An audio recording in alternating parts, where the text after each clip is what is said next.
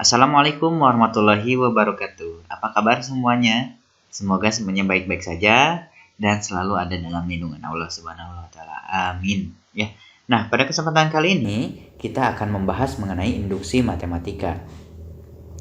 Nah, induksi matematika sendiri adalah salah satu metode yang digunakan untuk membuktikan pernyataan matematika.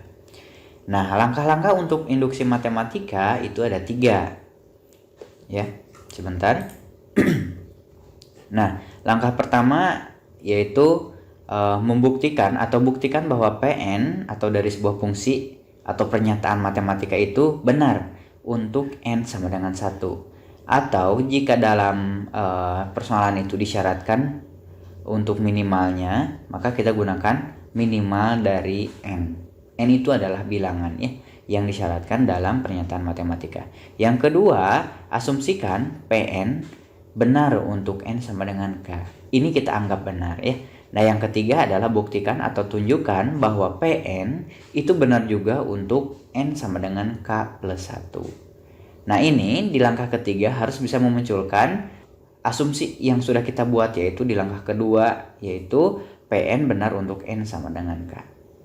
Oke, bisa dipahami ya langkah-langkahnya. Nah, langsung saja kita ke contoh soal. Nah, misalkan di sini saya punya 3 contoh soal. Yang pertama, untuk n bilangan asli, buktikan bahwa 4 pangkat n dikurangi 1 habis dibagi 3. Nah, namun sebelum saya lanjutkan di sini, karena persoalannya ada kata habis dibagi, ini artinya pembagian itu tidak bersisa ya. Yang dimaksud dengan tidak bersisa itu seperti ini ya. Nah, saya kasih catatan pentingnya. Yang dikatakan dengan habis dibagi artinya hasil baginya atau sisa baginya itu 0 ya. Contoh nih, 6 dibagi 2 adalah 3. Tidak berkoma, ini artinya habis dibagi ya. Beda dengan 6 dibagi 4. Ini hasilnya 1,5. Nah, tandanya kalau tidak habis dibagi itu pasti ada komanya di belakangnya ya. Ini berarti 6 tidak habis dibagi oleh 4 atau 4 tidak habis membagi 6. Nah, contoh lain, misalkan ini ya, 6 dibagi 2 itu hasilnya 3. Ini hasil habis dibagi karena sisanya 0 ya. Atau bisa dikatakan juga 3 kali 2 dibagi 2 kan ya. 6 itu bisa dinyatakan sebagai 3 kali 2 dibagi 2 ya. Nih, itu sama-sama 3. Nah, kan begitu ya. Atau nih ya, yang dikatakan habis dibagi itu artinya di pembilang ada faktor dari pembaginya, begitu ya. Untuk lebih memahami, kita ke pembahasan contoh soal nomor 1 saja. Seperti ini. Nah, langkah pertama kita gunakan atau buktikan benar untuk n sama dengan 1. Nah, di rumusnya di sini kan yang akan kita buktikan adalah 4 pangkat n dikurangi 1 itu habis dibagi 3. Nah, kita coba substitusikan untuk n sama dengan 1. Berarti n-nya kita ganti dengan 1. 4 pangkat n dikurangi 1, yaitu 4 pangkat sama dengan 4 pangkat 1 dikurangi 1. 4 pangkat 1 berapa? Iya, 4 ya, dikurangi 1, jangan lupa ya. Nah, 4 kurangi 1 berapa? 3 kan ya. Nah, si 3 ini habis dibagi 3 enggak? Iya, habis dibagi 3 karena 3 dibagi 3 1. Ada komanya enggak? Enggak ada kan ya. Berarti ini artinya habis dibagi 3. Nah, begitu ya. Selanjutnya langkah kedua, karena langkah pertama terbukti benar, maka kita lanjutkan ke langkah kedua. Namun apabila langkah pertama sudah tidak dipenuhi, maka kita bisa langsung ambil kesimpulan bahwasanya rumus itu atau pernyataan itu salah ya. Karena di sini pernyataan pertama benar, maka kita langsung ke langkah kedua, yaitu asumsikan Pn benar juga untuk n sama dengan k. Nah, 4 pangkat n dikurangi 1 sesuai pernyataan di sini ya, sama dengan n-nya kita ganti dengan k. Jadi 4 pangkat k dikurangi 1. Ini kita simpan. Pernyataan ini sudah pasti benar ya. Saya lingkari di sini, ini benar. Oke. Selanjutnya, langkah ketiga kita buktikan bahwa Pn benar juga untuk n sama dengan k plus 1. Nah, berarti si n-nya nanti kita di langkah ketiga mah kita ganti dengan k plus 1 ya. Nah, 4 pangkat n dikurangi 1, n-nya kita ganti dengan k plus 1 ya. Di sini saya kasih lingkarin. Nah, lingkaran. Nah, perubahannya ke sini ya. N-nya diganti dengan k plus 1. Oke. Nah, selanjutnya kita ingat bahwa sifat dari eksponen itu ketika ada penjumlahan di pangkat, maka ke bawahnya jadi per k perkalian kan ya. Jadi 4K kali 4 pangkat 1 ini tuh ya. 4 pangkat 1 kan 4 ya. Nah, begitu. Jadi kalau saya kalikan 4 kali 4 pangkat K dikurangi 1 ya semuanya sesuai dengan pernyataan awalnya. Selanjutnya kita harus bisa memunculkan rumus 4 pangkat K dikurangi 1. Kita tuliskan 4 pangkat K dikurangi 1. Di atas ada 4 kali 4K. Di sini baru 4 pangkat K.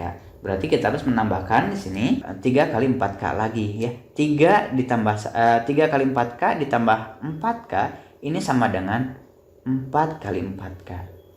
Ya, bisa dipahami ya. Dikurangi 1 semuanya. Nah, coba perhatikan di sini. 3 kali 4K itu, nah, 3 kali 4K itu dihabis dibagi 3 enggak? Habis karena di sini ada 3-nya ya. Nah, coba 3 kali 4 pangkat K dibagi 3. Nah, kan habis ya, sisanya 4 pangkat K. Ada koma-komanya? Enggak. Kan begitu ya. Berarti ini pernyataan pertama 3 kali 4 pangkat K habis dibagi 3. Kemudian lihat 4 pangkat K dikurangi 1 apakah habis dibagi 3? Habis dibagi 3 dia? Iya, habis. Karena di sini juga jelas. Nah, ini benar. Habis dibagi 3, berarti 4 pangkat K dikurangi 1 habis dibagi 3 juga. Nah, kesimpulannya karena 3 kali 4 pangkat K itu habis dibagi 3 ya, karena di sini ada angka 3-nya. Ya, 3 dibagi 3 kan habis ya. Oke, dan jelas bahwasannya 4 pangkat K dikurangi 1 itu habis dibagi 3 berdasarkan langkah kedua di sini ya. Nah, asumsikan benar, asumsikan itu anggap benar ya. Nah, sehingga terbukti bahwa rumus ini ya habis dibagi 3 untuk setiap n bilangan asli. Gitu kawan-kawan, mudah kan ya? Oke, kalau belum dipahami silahkan diulangi lagi videonya. Lanjut kita ke pembahasan soal nomor 2. Nah, langkah pertama seperti biasa kita buktikan bahwasanya pernyataan itu benar untuk n sama dengan 1 atau sesuai syarat yang diminimalkan. Karena di sini syarat minimalnya bilangan asli itu terkecilnya berapa? 1 kan ya. Oke, kita ambil n-nya 1. N-nya kita ganti dengan 1. Jadi 11 pangkat n dikurangi 1 sama dengan 11 pangkat 1 dikurangi 6. 11 pangkat 1 berapa? Iya, 11 ya. 11 dikurangi 6. Nah, 11 dikurangi 6 berapa? 5 kan ya. Nah, apakah 5 habis dibagi 5? Habis, karena 5 dibagi 5 adalah 1 kan begitu ya. Ada komanya? Tidak ya, berarti ini habis dibagi 5. Pernyataan 1 benar. Oke, berarti karena benar kita lanjut ke langkah kedua, yaitu asumsikan pernyataan itu benar untuk n sama dengan K. Kita anggap benar ya. Oke, berarti 11 pangkat n dikurangi 1 sama dengan 11 pangkat K dikurangi 6 karena n-nya diganti oleh K. Nah, ini kita anggap benar saja ya. Ini benar, oke. Langkah kedua selesai. Kita langkah ketiga yaitu buktikan atau tunjukkan bahwa Pn itu benar juga untuk n sama dengan K plus 1. Si n-nya kita ganti dengan K plus 1. Jadi 11 pangkat n dikurangi 6 sama dengan n-nya kita ganti dengan K plus 1 ya. Jadi 11 pangkat K plus 1 dikurangi 6. Nah, ini sesuai dengan sifat eksponen bisa kita rubah menjadi bentuk perkalian ya. 11 pangkat K dikali 11 pangkat 1 ya. 11 pangkat 1 kan 11 ya, dikurangi 6 sisanya, oke. Nah, kita harus memunculkan 11 pangkat K dikurangi 6 ya. Jadi, kalau saya tuliskan di sini 11 pangkat K dikurangi 6. Sedangkan di sini 11 pangkat K-nya ada 11, di sini baru ada 1. Berarti perlu berapa lagi? Iya, perlu 10 lagi kali 11 pangkat K ya. 10 kali 11 pangkat K ditambah 11 pangkat K yaitu 11 kali 11 pangkat K, kawan-kawan. Oke, bisa dipahami nggak? Misal gini, kalau kalian masih pusing seperti ini. Saya punya 11P. Kalau saya turunkan jadi P dikurangi misalkan 11P dikurangi 6 ya. Saya turunkan di sini P kurangi 6. Berarti butuh berapa lagi si P-nya? Butuh 10P lagi kan ya. 10P tambah P 11P. Nah, pernyataan ini saya samakan dengan ini. Oke. P-nya kita ganti dengan 11 pangkat K.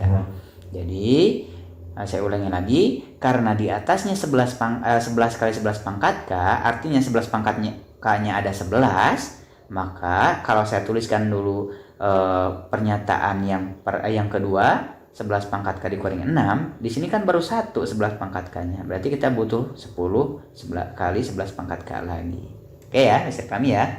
Oke. Nah, selanjutnya kita tuliskan seperti ini ya. Nah, coba perhatikan di sini 10 kali 11 pangkat K itu habis dibagi 5 enggak? Habis ya, karena 10 dibagi 5 itu hasilnya 2 sekali 11 pangkat K. Ada koma-komanya? Tidak kan ya. Nah, sedangkan untuk ini, nah ini pasti habis dibagi 5 karena 10-nya habis dibagi 5. Nah, sedangkan yang 11 pangkat K dikurangi 6 ini sudah pasti benar sesuai dengan langkah kedua, kawan-kawan. Ya, bisa dipahami ya? Oke, kita lanjutkan. Berarti karena ini sudah benar, kita langsung ke kesimpulan. Karena nih ya, karena 10 kali 11 pangkat K habis dibagi 5 ya. Dan jelas bahwasanya untuk 11 pangkat K dikurangi 6 itu habis dibagi 5 berdasarkan langkah kedua ini. Yang tadi kita anggap benar ya. Jadi terbukti bahwa 11 pangkat N dikurangi 6 itu habis dibagi 5 untuk setiap N bilangan asli. Begitu kawan-kawan, bisa dipahami ya. Oke. Satu lagi kita bahas ke contoh soal nomor 3. Mudah-mudahan bisa lebih memahami ya. Nah, langkah pertama nih, kita baca dulu soalnya ya, tadi saya lupa. Nah, buktikan bahwa untuk setiap N bilangan asli itu pasti mulai dari 1. Berarti minimal N-nya 1.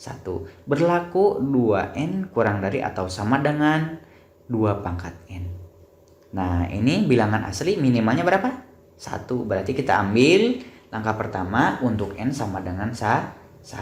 Kita ganti deh N-nya dengan 1. Nah, berarti 2 kali 1 kurang dari atau sama dengan 2 pangkat 1. Ganti. Nah, per tahap N-nya, oke? Nah, 2 kali 1 berapa? 2 ya. 2 pangkat 1?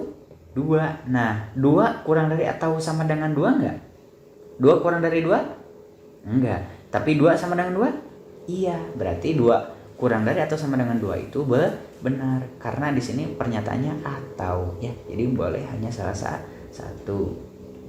Next, pernyataan 1 benar berarti kita lanjut ke langkah kedua yaitu asumsikan PN benar untuk N sama dengan K. Nah, kita ganti N-nya dengan K, oke? Yang berarti 2K kurang dari atau sama dengan 2 pangkat K. Selanjutnya 2 kali K adalah 2K, 2 pangkat K adalah 2 pangkat K. Ini kita anggap benar. Oke? Anggap benar berarti kalau nanti kita ketemu dengan pernyataan ini itu sudah pasti benar. Oke? Selanjutnya kita ke langkah 3. Buktikan atau tunjukkan PN benar juga untuk N sama dengan K plus 1. Nah, nanti kita tugasnya memunculkan pernyataan N sama dengan K di langkah kedua ya. Oke, berarti kita mulai dari rumus pertamanya tadi yang N kita buktikan berarti 2N kurang dari atau sama dengan 2 pangkat N. N-nya kita ganti dengan K plus 1 kan ya. Berarti 2 kali K plus 1 kurang dari atau sama dengan 2 pangkat K plus 1. Nah, 2 kali K 2K ya, 2 kali 1 2. Nah, berarti seperti inilah jadinya. Nah, ini bisa kita pecah sesuai dengan sifat eksponen ya. 2 jadi bisa kita buat menjadi perkalian ya karena di sininya penjumlahan. Oke? Kalau lupa diulangi lagi, dilihat catatannya di kelas 10. Oke. Setelah ini kita sederhanakan ya. Nah, 2 pangkat 1 kan 2 ya. Nah, yang lainnya kita turunkan. Oke, dari sini 2K kita lihat bahwasanya di sini ada 2K, 2 pangkat K. Nah, di sini 2 pangkat K-nya ada 2. Saya rubah jadi seperti ini. 2 pangkat K ditambah 2 pangkat K. Berapa? Ya 2 kali 2 pangkat K ya. Masih bingung? Nih, kalau saya punya begini. Saya punya 2P. Apakah sama dengan P tambah P? Iya, kan gitu ya. Nah, di sini juga saya punya 2 kali 2K. 2 pangkat K. Ya, kalau saya rubah jadi 2 pangkat K ditambah 2 pangkat K kan sama saja ini ya. Nah, ini sama saja, sehati. Begitu ya. Oke. Pahami ya? Oke. Lihat deh di sini.